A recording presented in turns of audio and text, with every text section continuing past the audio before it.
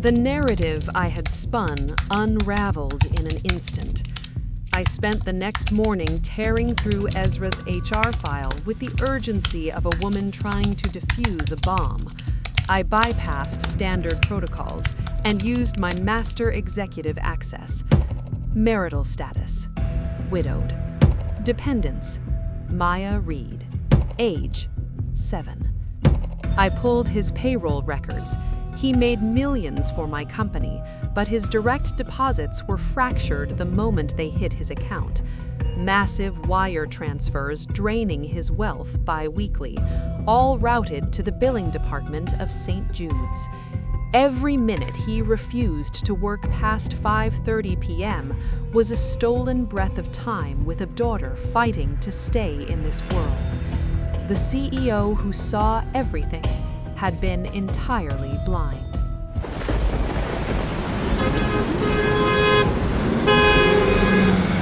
That night, I stood outside room 412, pressing myself against the observation window. Inside, a fragile little girl lay tangled in a web of tubes, and beside her was the legend of Lance Holdings. He wasn't a ruthless analyst here. He was just a father, terrified of the dark, singing to keep the shadows at bay. In my world, weakness was a liability to be exploited. But watching the devotion that fueled his corporate brilliance, I realized this wasn't a weakness. It was an armor far stronger than anything my money could buy. Even through the glass, his instincts were razor sharp. He spotted me. He stepped into the hallway, and the air pressure between us dropped. "What are you doing here?" Ezra asked. I stammered, telling him I just wanted to understand why he always walked away. "So you had me followed. You couldn't accept a simple no, so you violated my privacy to find a pressure point."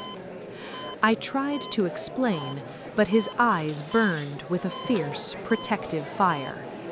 "She has cystic fibrosis. Her lungs are failing.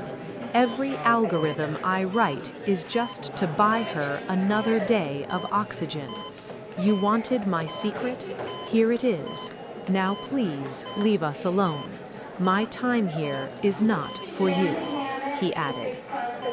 The drive back to my penthouse was a relentless drumbeat of guilt. I had stripped him of his dignity just to satisfy my bruised ego. I couldn't undo what I had done, but I could do what I did best: obliterate an obstacle from the shadows. Late Thursday night, I called my chief financial officer. I ordered him to set up a blind trust with Tier 1 encryption, completely anonymous. When he asked what we were funding, I gave him the order: a hostile takeover of a medical debt portfolio. I liquidated a shell company.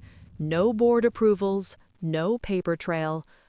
If you want to see exactly how Ezra reacts when a $20 million ghost clears his daughter's debt, hit subscribe and click the video on your screen for part 3.